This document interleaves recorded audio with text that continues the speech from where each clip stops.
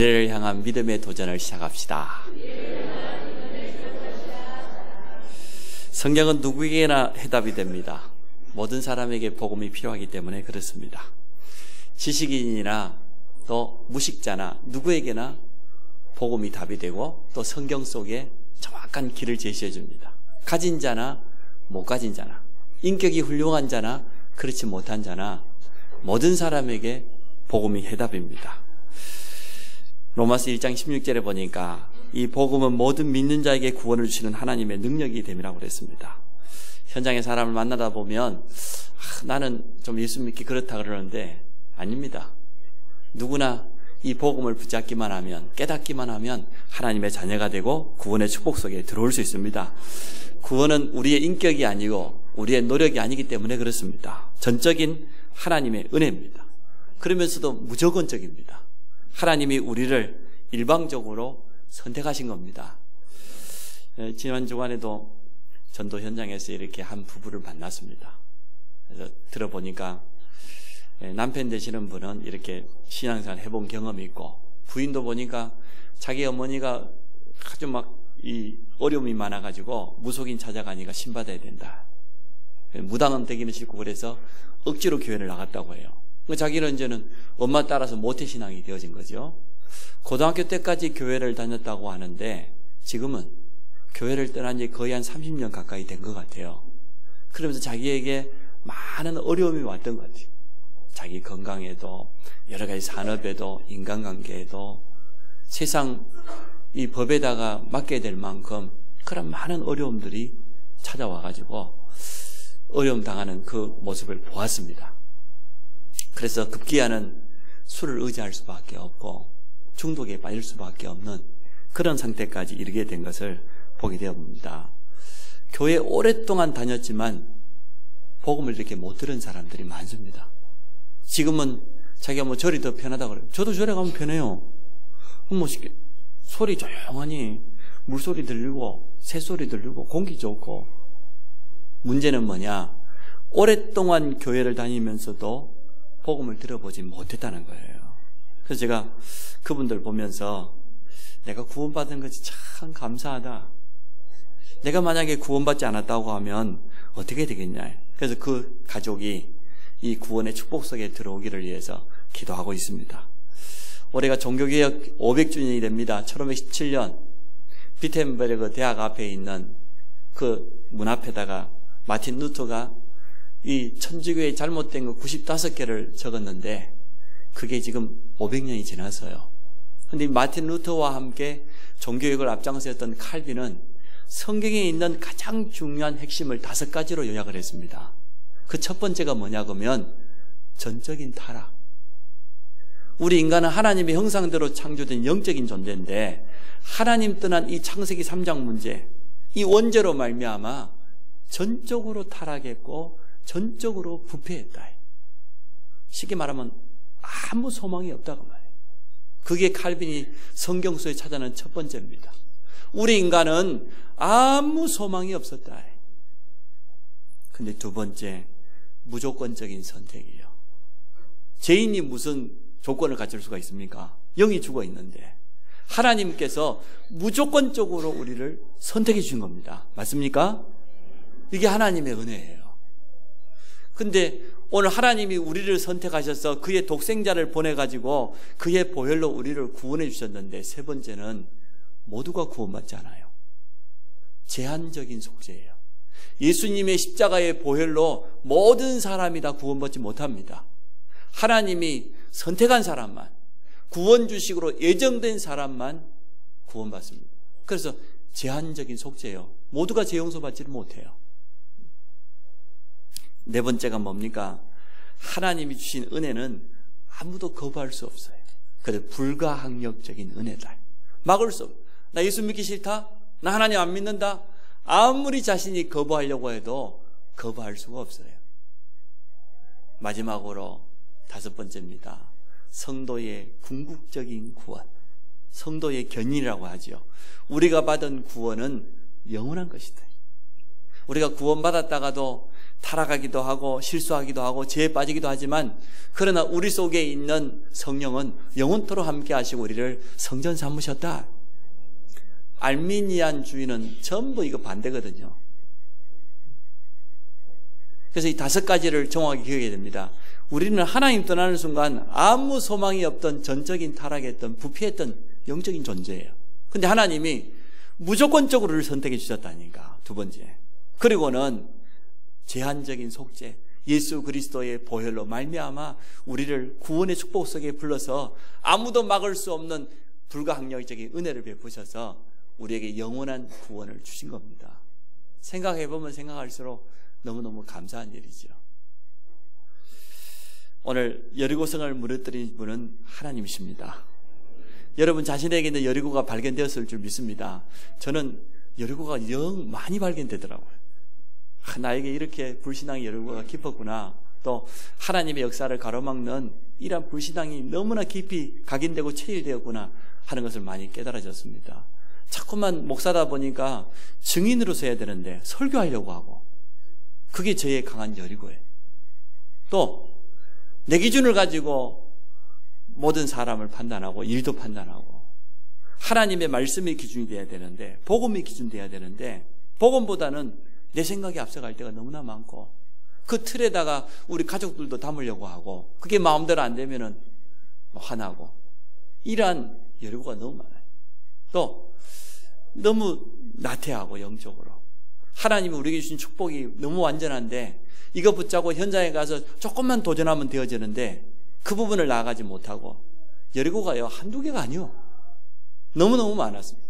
우리 가정의 여리고도 보고, 우리 자녀들의 여리고도 보고, 우리 교회 안에 여리고도 보고, 많은 새가족과 영적인 문제 가진 사람들, 낙심된 사람들, 우리 렘넌트를 도울 수 있는 시스템을 새롭게 세워야 되겠다. 우리 장로님들과 함께 새롭게 다락방을 시작하면서 이제 그러한 응답들을 확인하려고 합니다. 현장에 있는 여리고 많습니다. 근데 하나님은 무너뜨리실 겁니다. 우리가 깨닫기만 하면, 나는 정말 이 부분을 붙잡고 도전해야 되겠다. 여리고를 무너뜨리라고 분명히 말씀하셨는데, 눈에 보이는 성 여리고성이 문제가 아니고 우리 안에 있는 그 불신앙, 하나님의 역사를 가로막고 있는 나의 그 잘못된 각인과 뿌리 체질이 너무 깊이 박혀요. 우리 가정에 하나님의 역사를 가로막는 사단의 통로가 되어지는 각종 우상과 전통과 오래된 영적인 문제들, 우리 교회가 성경적인 전도운동을 해야 되는데 이것을 가로막고 있는 부분들이 너무 많아요. 오늘은 보니까 피곤하신 분들이 참 많으신가 봐요. 한 4분의 1은 눈은 반쯤 감고 계시는데 성령 충만하시기 바랍니다. 또 여호와께서 사랑하는 자에게 잠을 주신다 그랬는데 그 잠을 주는 것도 때가 있지 아무 때나 그 잠을 주시지 않거든요. 그 불신자들이 말이야 복음이 없어가지고 너무 불안해하고 불면증에 시달리고 우울증에 시달리고 그 사람들을 우리하고 비교하는 거지, 예배 시간에 뭐 여호와께서 사랑하는 자에게 잠을 주고 그러지는 않습니다. 예. 눈을 부릅뜨시기 바랍니다. 그런데 이 여리고성을 무너뜨리는데 쓰임받은 사람들이 있습니다. 지금도 하나님께서 쓰시는 사람들이 있어요. 현장의 여리고를 무너뜨리는, 영적인 여리고를 무너뜨리는데 여러분 쓰임받기를 주의 이름으로 축복합니다. 지도자 모세와 여호수아입니다. 하나님의 일에 얼마나 귀하게 쓰임받았습니까? 40년 동안 모세의 비서 역할을 했던 여호수아 보십시오. 쉽게 말하면 40년 비서했다고 말은 제자란 말이잖아요. 우리의 모든 자녀들을 제자로 키우기를 원합니다. 우리 주일학교 모든 교사들이 이번에 강습에 가서 큰 은혜 받으시고 여러분에게 맡겨지는 렘넌트 한 명 한 명을 예수 그리스도의 제자로 키우기를 축복합니다. 모세가 출애굽과 광야의 응답을 받았다고 하면 가나안 정복의 응답은 여호수아와 이스라엘 백성이 함께 받았잖아요. 여기에 쓰임받은 장로들과 유사들, 이스라엘 백성들, 특별히 오늘 본문의 주인공입니다. 기생 라합입니다. 여리고를 무너뜨리는데 쓰임받았어요. 여리고성 사람들 편에서 봤을 때는 배신자 같아요. 맞죠? 배신자예요. 그러나 복음의 눈으로 보면, 전도라고 하는 영적인 눈으로 보면 이 사람은 사명자예요. 아니 타 종교인이 예수 믿고 돌아오면 그 종교인들 편으로 보면 배신자 같아요. 우리 자 우상숭배하는 가족들 중에 한 사람만 예수 믿고 제사 없애고 그러면 가족들 입장에 보면 배신자예요. 맞죠? 그러나 영적인 눈으로 보면, 복음의 눈으로 보면 아니에요. 하나님 보실 때는 너무너무 소중한 사람이에요. 정말로 사명자예요. 라합이요, 사명자예요. 근데 이 여인이요, 결단을 했습니다. 하나님 앞에 서기로, 말씀 앞에 서기로 결단을 했습니다. 그래서 미래를 향한 도전입니다. 첫 번째, 라합의 과거의 모습입니다. 여리고성의 기생입니다. 여러분, 기생 그러면 어떤 생각이 듭니까? 참 한 여인으로서 너무나 부끄럽고 감추고 싶은 그러한 신분이지요. 가장 천한 이 라합의 가슴 속에는 얼마나 많은 상처가 있었을까요? 있었겠죠?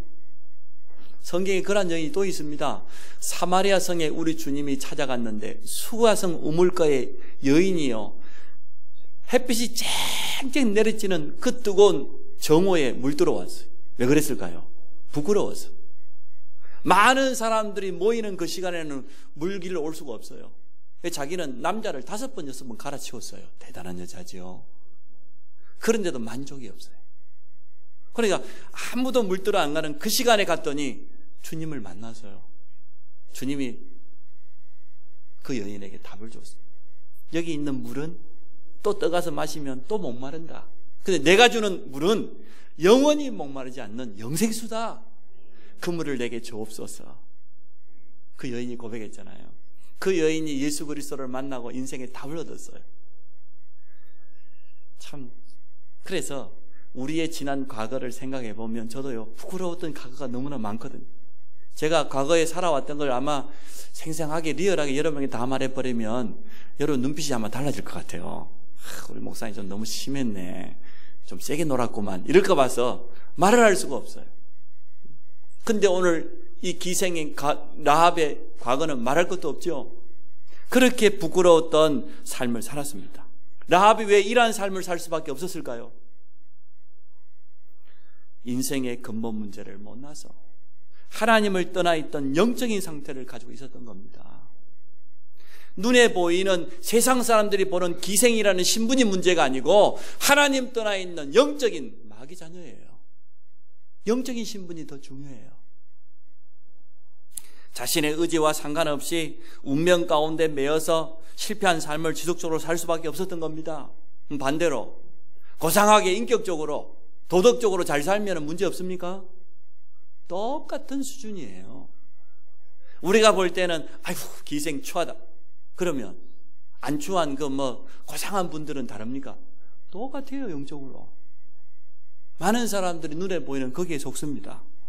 기생 신분이 이전에 사단에게 붙잡혀 고통받는 그런 멍에 속에 그대로 갇혀있는 그런 여인이었습니다.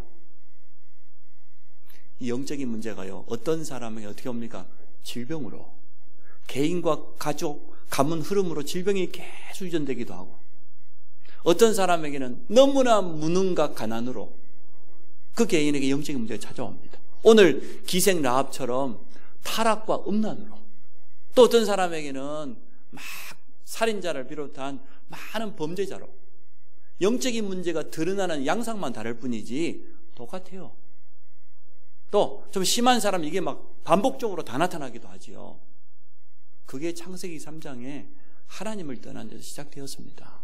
우리 인간이 영이 죽어버렸어요. 운명에 매였어요. 그러다 보니 끊임없는 질병과 고통과 음란과 타락과 무능과 이게 후대들까지 늘어갈 수밖에 없는 겁니다.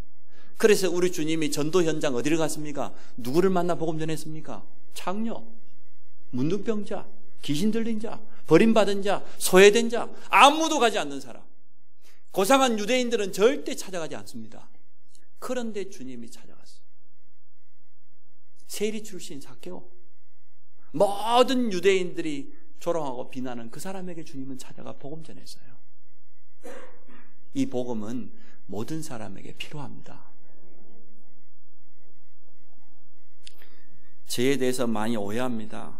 우리는 누구 죄가 더 크냐고 봅니다. 아이고 기생죄가 훨씬 크지 나보다, 이렇게 생각할 겁니다. 아니에요. 똑같아요. 하나님 앞에서 모든 사람은 죄인입니다. 로마 3장 23절에 모든 사람이 죄를 범하였음에 하나님의 영광에 이르지 못한다. 한 사람도 예외가 없다고 말해요. 모든 사람. 뭐 성인이 있다 그래요. 뭐 서가모니, 공자, 뭐 소크라테스, 성인은 아닙니다. 완전 죄인입니다. 성인 단 한 사람도 없습니다. 사람들이 영적인 사실을 모르다 보니까 착각해요. 첫사람 아담과 하와가 범죄한 이후로 모든 사람은 원죄 아래 놓여 있습니다. 근데 이게 후손들에게 끊임없이 대물림 된다는 거. 이게 하나님의 법이에요. 하나님의 말씀에 그렇게 하고 있어요. 그래서 윤리 도덕적인 죄 이전에 영적인 죄 때문에 멸망당하는 겁니다. 어리석은 유대인들은요, 이것을 보지 못하고 현장에 가늠하다가 잡혀있는 여인을 데리고 주님께 데려오지 않습니까? 모세의 율법에 의하면 가늠하다가 잡힌 현장범은 돌로 쳐 죽여야 돼요. 그래서 주님께 말합니다. 이 여인을 어떻게 해야 되겠냐고. 주님이 아무 대답 안 했어요. 막대기 하나 들어가지고 땅에다가 글씨를 썼어요. 너희 중에 죄 없는 자가 먼저 쳐라. 돌로 쳐야 될 것 아닙니까? 가늠하는 죄는 죄고 나머지는 죄 아닙니까? 가장 근본적인 창세기 3장의 원죄는 놓쳐버리고 유대인들이 눈에 보이는 그 육신적인 그 죄만 따졌어요. 자기들도 양심이 있었는지요, 다 돌을 내려놓고 슬금슬금 다 도망갔어요. 저도 지은 죄 있겠지. 그게 문제가 아니다니까. 주님이 뭐라고 합니까? 그 여인에게 나도 너를 정죄하지 않으니 회개하고 돌아가서 새 삶을 살아라. 그 여인이 얼마나 은혜를 받았을까요? 내가 돌에 맞아 죽었다 안 죽었다를 떠나서 예수 그리스도를 만나고 자기 인생에 답을 얻었지 않겠습니까? 오늘 이 본문을 보면서 잘 생각해 봐야 돼요. 하나님이 왜 하필이면 기생을 택하셨을까? 여리고성을 무너뜨렸는데 하나님 보실 때는 기생이나 우리나 똑같다니까요. 하나님 만나지 못하면 다 똑같아요. 근데 우리는 아직도 틀린 눈을 가지고 있어요. 단 한 가지 복음을 몰라서, 그리스도의 비밀을 몰라서 방황하고 있습니다. 라합의 인생에 이런 인생을 살아온 인생입니다. 그런데 우리가 복음을 깨닫게 되면 어떻게 됩니까? 우리 과거가요 전부 축복으로 바뀌어요. 고린도후서 5장 17절에 보니까 그런즉 누구든지 그리스도 안에 있으면 새로운 피조물이라. 이전 것은 지나갔으니 보라 새 것이 되었도다. 이 복음이 얼마나 감사합니다.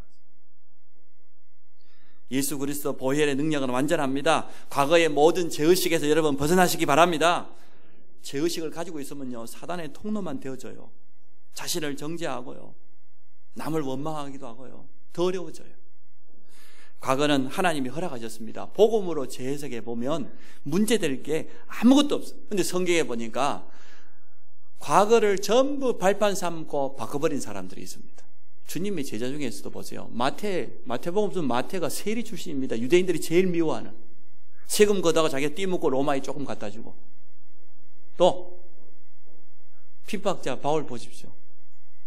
스데반을 돌로 쳐 죽이는데 앞장섰던 바울이 변화해서 전도자가 되어졌어요. 과거가 완전 바뀌어져 버렸어요. 주인의 것을 도둑질하고 말이야 범법자였던 오네시모가요 바울을 만나가지고 인생이 바뀌어져 버렸어요. 하나님 앞에 귀하게 쓰임받는 죄종이 되어졌어요. 한두 명이 아니에요. 노예선 선장이었던 사람이 인생이 바뀌어가지고요 죄종이 되었어요. 찬송도 지었어요. 일하는 사람이 한두 사람이 아니에요. 우리가 복음 안에서 과거를 완전 바꾸는 그런 축복이 있어지기 바랍니다. 그래서 과거는요 묻지 말고 따지지도 마세요. 우리가 복음 깨달았다? 완전 새로운 피조물. 여자분들 심심하면 옛날 이야기를 하고 온다는데 하지 마세요. 복음으로 재해석하시기 바랍니다. 영적으로 어려움 당한 사람은요 좋은 거는 하나도 기억 못해도요 과거의 그 아픔과 상처는요 하나도 안 잊어먹대요. 저희 어머님은 얼마나 기억력이 좋은 30년 전 이야기를 어제 일처럼 이야기. 사람이 살 일이 아니라 이게. 두 번째입니다. 라합의 오늘입니다. 라합이 붙잡은 언약이었습니다. 복음입니다. 라합이 소문을 들었습니다. 이스라엘 자손들을 통해서 하나님이 하신 그 많은 증거들을 듣게 되어진 거예요. 이게 얼마나 큰 축복입니까? 여호수아 오늘 6장 1절에 보면 이스라엘 자손들로 말미암아 여리고는 굳게 닫히고 그랬는데 왜 굳게 닫혔습니까? 여리고성 사람 모든 사람에게 알려졌는데, 아니 술집하는 기생 라합에게는 얼마나 많이 들려졌겠습니까? 오며 가며 모든 사람이 다 이야기해 줬겠죠. 그 소문을 듣기는 들었을 때 그것을 정말로 붙잡고 결단한 사람은 라합 한 사람밖에 없었어요. 여리고성에 그 많은 사람들이 들었지만 결단한 사람 한 사람밖에 없었어요.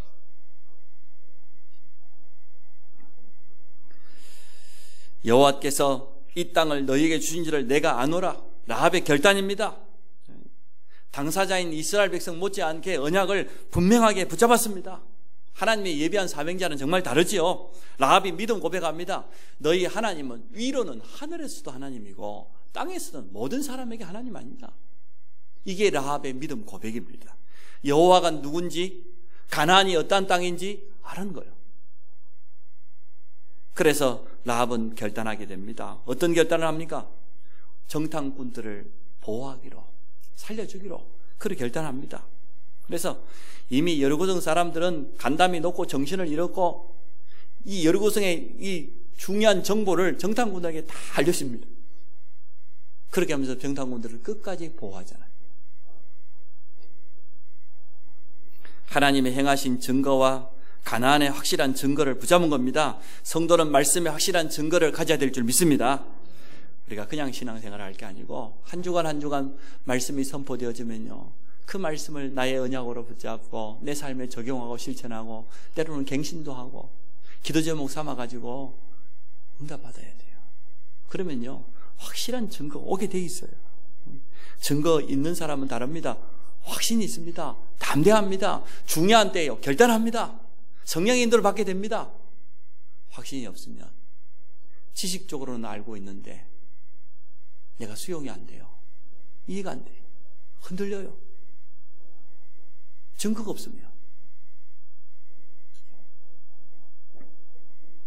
나와 가족을 살려낼 그런 증표를 내라고 합니다.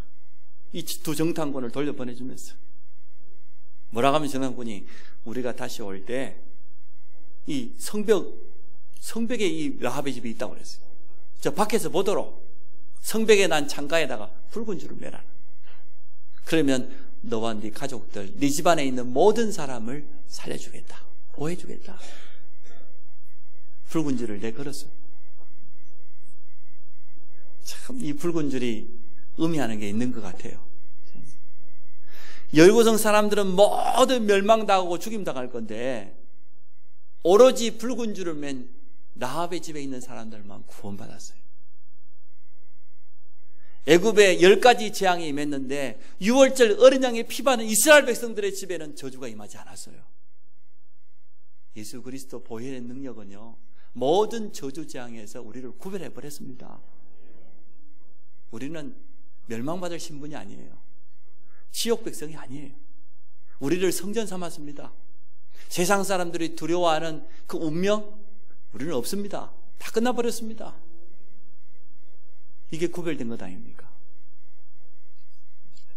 모든 사람, 특히 이스라엘 백성들이, 구인들이 보고 알 수 있는 분명한 증거를 창밖에다가 매달아 놓은 거예요. 그래서 그와 그 가족이 다 친척까지 오늘 본문에 보니까 다 살아났다고 했어요. 근데 이게 한 여인의 결단이에요. 오늘 라합이 어떤 결단을 했습니까?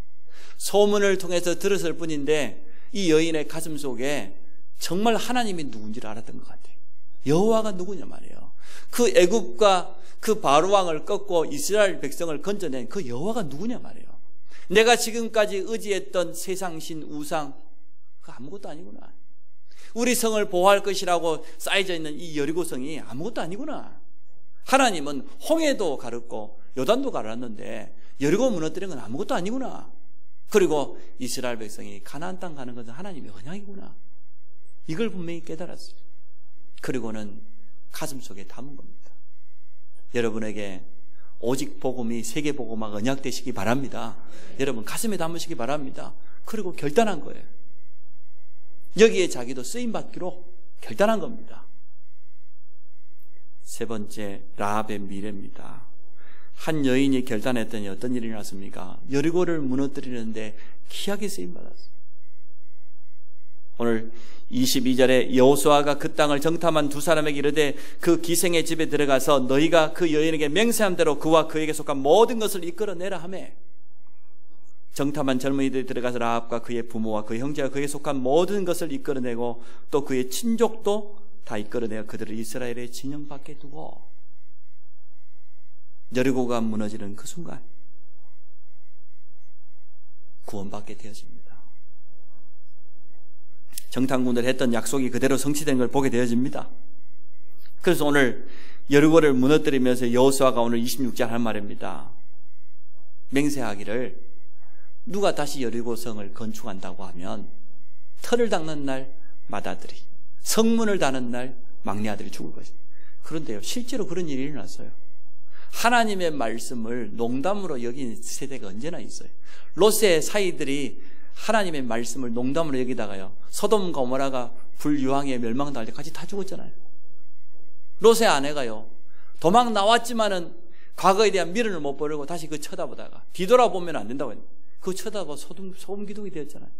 하나님의 말씀을 이렇게요 붙잡지 않고 그런 사람이 있습니다. 열왕기하 16장 34절에 보니까 베델 사람 히엘이 500년이 지난 이후에 다시 그 여리고를 찾아가서 여리고성을 또 닦았어요. 터를 닦는 순간 그의 큰아들이, 그리고 성문을 다는 날 그의 마지막 막내 아들이 죽임을 당했어요. 하나님의 말씀은, 언약은 지금도 이루어지고 있습니다. 여호와께서 여호수아와 함께 하시니 그 소문이 모든 온 땅에 퍼졌다고 오늘 27절에 말하고 있습니다. 하나님의 증거는 많은 사람을 살리는 그런 응답의 문이 되어집니다. 오늘 우리 성도들이 라합과 같은 그런 믿음의 결단하기를 원해요. 하나님의 증거 분명히 주실 겁니다. 그것 통해서 모든 사람도 보고 알게 되기를 원해요. 복음 안에서 이 라합이 새로운 인생을 살게 됩니다. 참 과거가 아무 문제가 안 되죠. 이 기생 출신이 말이에요, 얼마나 복을 받았는데 연애를 했는지 누구하고 연애한 줄 알아요? 정탐꾼 두 사람 중에 한 사람하고 연애를 했어요. 살몬이라는 사람과. 이래가지고 아들을 낳았는데 그 아들이 보아스요. 보아스 그러면 이방 여인 누가 생각납니까? 룻. 룻이 자기 남편 잃어버리고 시어머니 따라서, 나오미 따라서 다시 돌아왔잖아요. 그때 만난 남자가 보아스. 그리고는 오벳을 넣고 이세를 넣고 다윗을 넣고, 쉽게 말하면 라합이 다윗 왕의 고조할머니가 되어진 거예요. 여리고성에 멸망받아야 될 그 자리에 있었던 이 사람이 하나님의 언약을 붙잡고 결단을 했는데 그의 인생과 그의 미래가 완전 바뀌어져 버렸습니다. 저는 이 자리에 있는 우리도 그런 축복받을 줄 믿습니다. 우리가 사실 하나님 앞에서는 기생 라합이나 우리는 똑같다니까요. 우리 과거가 똑같아요. 그랬던 우리가 말이에요, 누구든지 주의 이름을 부르는 자를 구원을 얻으리라. 이 복음을 붙잡았어요. 복음 안에서 새로운 인생을, 새로운 피조물이 되었다니까. 이전 것은 지나갔습니다. 과거는 보라 새 것이 되었도다. 우리가 그리스도 안에서 성령의 사람이 된 거예요. 영원한 생명이 우리 안에 들어와 버렸어요. 우리가 성전되어 버렸어요. 라합의 결단입니다. 마태복음 1장에 예수님의 족보 이야기가 나오는데요, 거기에 라합의 이름이 올라가 있어요. 가장 축복된 메시아의 족보, 그리스도의 족보 속에 올라가는 그런 응답을 누릴 줄 라합이 알았겠어요. 그래서 우리가 지금 조금 현실이 좀 어렵기도 하고 여러 가지 막 방해가 있기도 하고 여리고가 남아있기도 하지만 문제되지 않습니다. 우리 후대에게 이 정확한 복음이 제대로 전달된다고 하면 라합이 누렸던 이러한 응답을 우리 후대들은 그대로 체험하게 될 줄 믿습니다. 오직 복음으로 새롭게 시작하시기 바랍니다. 인생이 바뀌어버린 거죠. 저는 지금도 생각해보면 내가 만약에 예수 안 믿었으면 어떻게 됐을까? 생각만 해도 끔찍해요. 뻔할 뻔짜지 뭐. 세상이 좋아서 그냥 완전 날라리 인생 살고 있겠지 지금 뭐. 그런 내가 이 복음을 깨닫고 이 축복 속에 들어온 거. 오늘 제가 이 기생 라합을 묵상해 보면서요, 참 감사해요. 너무너무 감사해요. 이게 하나님의 은혜가 아니고 이게 되겠냐 말이에요. 여러분, 과거는 기억하지 마세요. 우리에게도 분명한 미래와 비전이 있습니다. 성경적인 전도운동을 통하여서 이 지역에 7천 제자를 찾고 민족의 40만, 세계복음 1천만 제자 세우겠다고 하나님은 언약을 주셨습니다. 이 언약 붙잡은 자를 통해서 라합처럼 성취하실 것입니다. 또 나의 선교, 우리 가정과 후대들이 지속할 수 있는 가문의 선교, 우리 교회의 2020 선교 비전, 틀림없이 하나님은 이것도 이룰 겁니다. 그래서 제가 지난주 다문화 수련회 가서요, 너무너무 은혜 받았어요. 우리 가정에 한 가정, 다문화 가정으로 시작됐는데 지속적인 사역자가, 우리 장로님과 사역자가 지속적으로 하니까 말이에요. 이게 문이 돼가지고 새로운 가정들이 연결돼요. 특히 그 자녀들이 일어나고, 이제는 자기 고국에 지금 지교가 열렸잖아요. 필리핀 불락한 같은 경우는. 제가 태국에 가가지고 우리 송미란 집사님 집에 못 갔다 온 게 지금도 후회가 됩니다. 누군가 나를 안내해 줄 사람만 있으면 좋겠는데 한 4시간이면 갈 수 있다는데 나를 좀 거기 좀 데려다 줬으면 내가 뭐 말이 통합니까? 뭐가 통합니까? 그래서 기어이 못 가고 왔는데 지금도 안타까워요. 이제는 이번에 다문화 수련회 보니까 우리 교회만 유일하게 랩런트까지 참여했어요. 다문화 가정의 랩런트들이. 이게 보통 축복입니까? 그래서 이제는 후대 랩런트 운동을 통해서 전 세계를 살릴 랩런트 선교사를 키우기를 원합니다. 만약에 이 3가지의 비전을 붙잡지 않는다고 하면 어떻게 되겠습니까? 세계의 미래와 우리 랩런트들의 미래는 어떻게 되겠습니까? 뻔할 뻔짜지요. 틀림없이 저주 재앙 가운데 장망성이 거기에 흡수를 겁니다. 이건 해도 되고 안 해도 되는 그런 게 아니에요. 성경적인 전도운동, 우리에게 주신 선교의 축복과 랩런트 운동은 선택사항이 아닙니다. 오늘 라합이 결단했던 것처럼 우리가 결단하고 도전해야 될 부분인 줄 믿습니다. 오늘 여러분 개인적으로도 한번 결단해 보세요. 내가 정말 예배 갱신을 위해서 결단해야 안 되겠냐? 우리 예배 분위기가 좀 바뀌잖아요. 기도의 여리고를 돌아가는데 내가 정말 기도 결단해야 되겠구나. 내가 좀 깨어서 기도해야 될 시간표구나. 현장을 놓고 말씀 운동을 놓고 나는 전도 결단해야 되지 않을까? 여러분 나름대로 꼭 붙잡으세요. 나는 이 성경적인 전도 운동에 어떻게 쓰임 받을 것인지, 나는 이 선교를 위해서 내 인생을 두고 우리 후대를 두고 나는 어떠한 결단이 지금 필요한지, 나는 교회를 살리기 위해서 어떻게 내가 헌신하고 갱신할 부분이 뭔지, 내가 할 수 있는 부분을 찾으세요. 내가 실천할 수 있는 거, 내가 정말로 깨어서 기도해야 될 것 아니냐, 내가 기도의 파수꾼을 서야 될 그러한 시간표 아니냐, 이렇게 깨달아지거든요. 당장 실천하세요. 내가 이것만큼은 바꿔야 되겠다. 갱신하세요. 누군가 다문화 가정을 놓고 가슴에 담는다고 하면, 저 탈북자들을 마음에 담고 우리 랩런트들을 가슴에 담다고 하면, 오늘 하나님은 라합에게 주셨던 이러한 증거를 지금 주실 줄 믿습니다. 결론입니다. 과거는 지나간 거 발판입니다. 미래는 아직 오직도 않았어요. 뭐가 중요합니까? 오늘이 중요해요. 오늘 승리하면 돼요. 오늘 어떻게 승리하면 됩니까? 3오늘로 오늘 승리하시기 바랍니다.